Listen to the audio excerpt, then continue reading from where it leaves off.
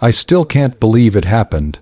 Every single year, without fail, for as long as I can remember, my family forgot about inviting me to Christmas.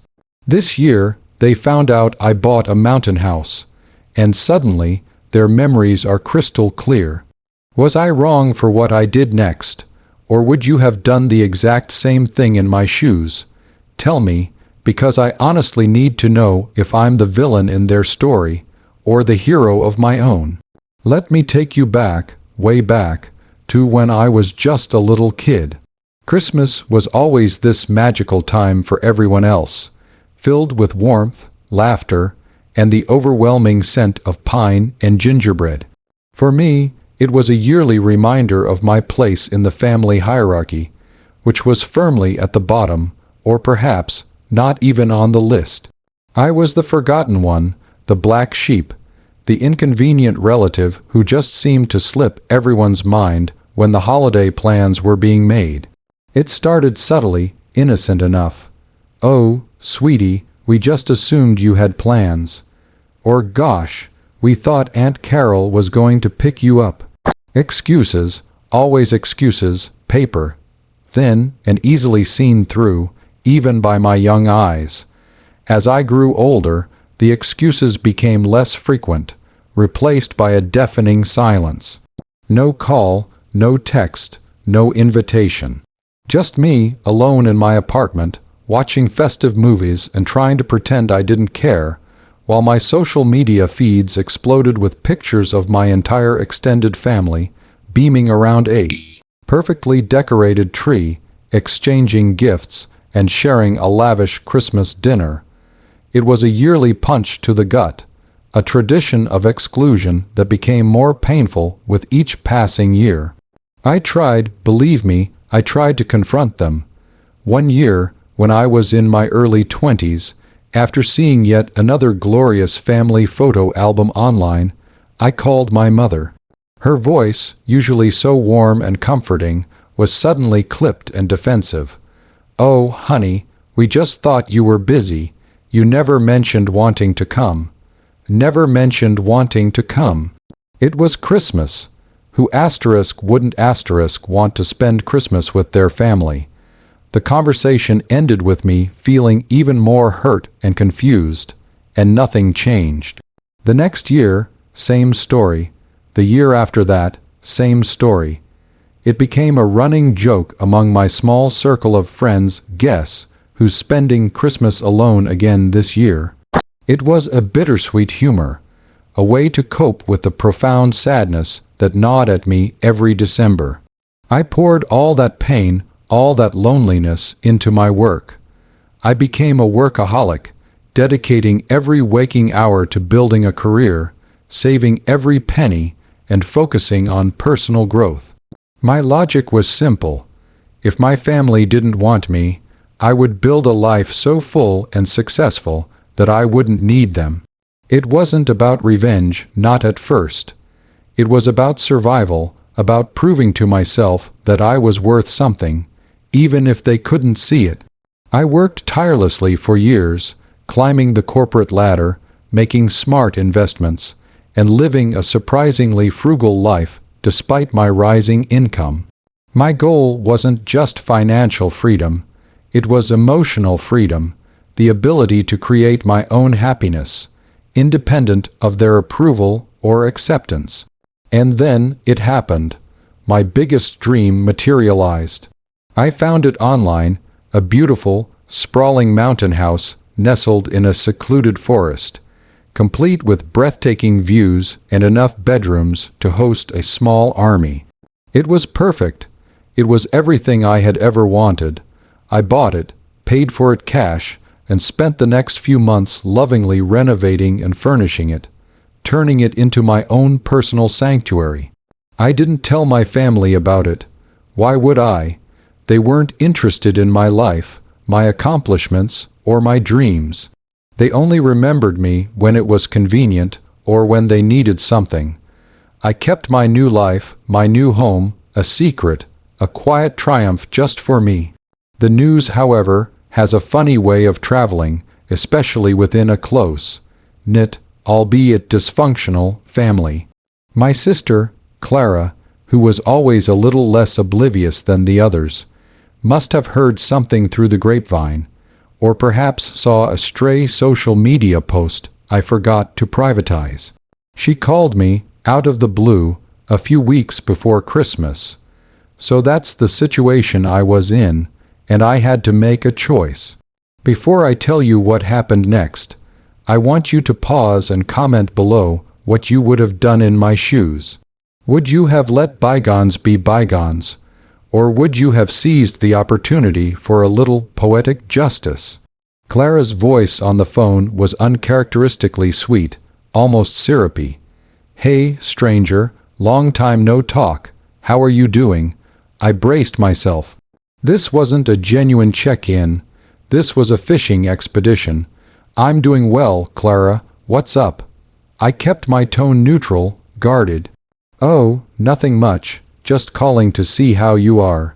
You know, we were just talking about Christmas, and Mom was saying how much she misses you. We were wondering if you had any plans this year." My jaw almost hit the floor. This was a first.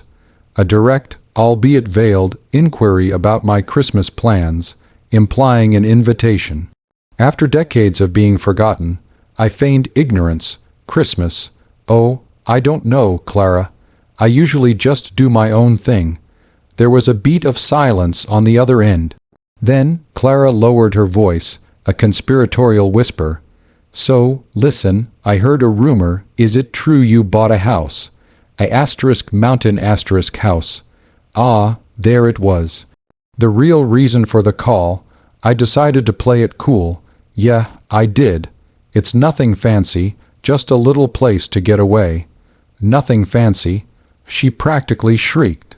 "Someone told Aunt Carol it's huge, and that it has like 5 bedrooms and a hot tub. Is that true?" I chuckled internally. The rumor mill had been working overtime. "It's a nice place, Clara. I like it." Then the real ask came. "Well, you know, our house is getting a bit cramped for Christmas this year. Everyone's coming, and it's just so hard to fit everyone comfortably. And with Grandma getting older, all those stairs. We were thinking, since your new place is so big and in such a beautiful setting, would you consider hosting Christmas this year?" I swear, my heart almost stopped. My family, the people who forgot about me every single year, now wanted me to host them at my brand new, expensive mountain house for Christmas. The audacity, the sheer nerve of it, was breathtaking. A million thoughts raced through my mind. Years of hurt, years of feeling invisible, years of watching their joyful holiday pictures from afar. This was my moment, my chance to finally, definitively, address their blatant disregard for me. I paused, letting the silence hang heavy, savoring the anticipation. "Host Christmas," I finally said, my voice dripping with false thoughtfulness. "Gosh, Clara, I don't know. I usually have my own traditions, you know, my own way of doing things for Christmas. It's a big undertaking." She practically begged. "Oh, please, please, please. It would be so perfect. Imagine a mountain Christmas. We could all pitch in, bring food, decorate your beautiful new place. It would be amazing. Mom would be so thrilled."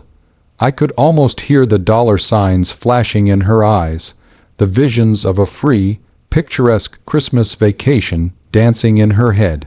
I took a deep breath. This was it. "You know what, Clara?" I said, a mischievous grin spreading across my face. "I've actually made some very special plans for Christmas this year. Plans that I've been looking forward to for a long, long time." Her voice faltered. "Oh, what kind of plans?" "Well," I began, letting a hint of genuine excitement creep into my voice. "I'm actually planning on spending Christmas alone. Just me, my new house, a roaring fire, and absolutely no stress. It's a tradition I've come to cherish, especially since I've been doing it for, about 25 years now. It's been quite peaceful, actually." The silence on the other end was deafening. I imagined Clara's face, probably a mixture of shock and dawning realization. But you're not going to be alone," she stammered, recovering slightly. "You'd have all of us." "Exactly," I said, a little more sharply than I intended. "And that's why I'm looking forward to my peaceful, solitary Christmas. After all these years of having my family forget about me, I've grown quite fond of my own company during the holidays. It saves everyone the trouble of having to remember to invite me." There was a choked gasp from Clara. "That's not fair. We never forgot you, didn't you?" I countered, my voice hardening.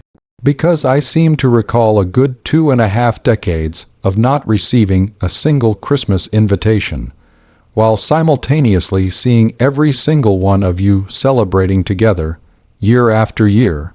Funny how my new mountain house suddenly jogged everyone's memory, isn't it? I didn't wait for her response. "Look, Clara, I'm happy for you all to have your big family Christmas.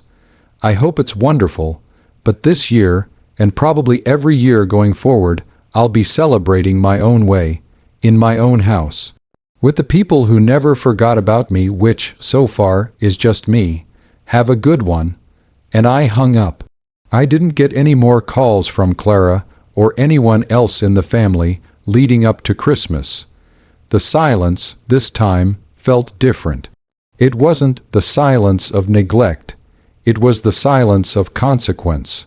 On Christmas Eve, I lit a fire in the massive stone fireplace of my mountain house. I put on my favorite festive music, poured myself a glass of expensive wine, and cooked a delicious meal for one.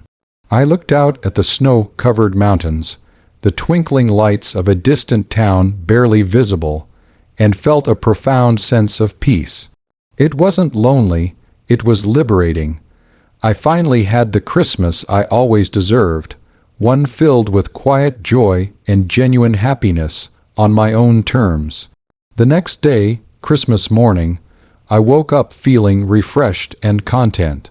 I made myself a luxurious breakfast, opened a few small gifts I had bought for myself, and spent the day reading by the fire. Around midday, my phone buzzed. It was a group text from Clara, a picture attached. It was a photo of the entire family, crammed into my parents' living room, looking somewhat disheveled and less than thrilled. The caption read, "Merry Christmas from the cramped quarters. Wish you were here, my name." I just smiled. They might have been wishing I was there, but I knew, deep down, they were wishing I was there with my large, beautiful mountain house, ready to host them. I didn't respond to the text. I just put my phone down and enjoyed the rest of my peaceful, perfect Christmas. It was the best Christmas I had ever had. So that's my story. I finally broke the cycle of being the forgotten one, and in a way, I got my own sweet revenge. It felt good, really good, to finally stand up for myself and reclaim my holidays. But it also makes me wonder, was I too harsh?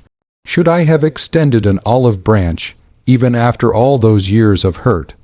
Or was it time to draw a clear line in the sand, to show them that my worth wasn't dependent on their fleeting memory? What do you think? Like this video if you were on my side, subscribe for more stories like this, and share your final thoughts on this whole mess in the comments section. I'll see you all in the next story.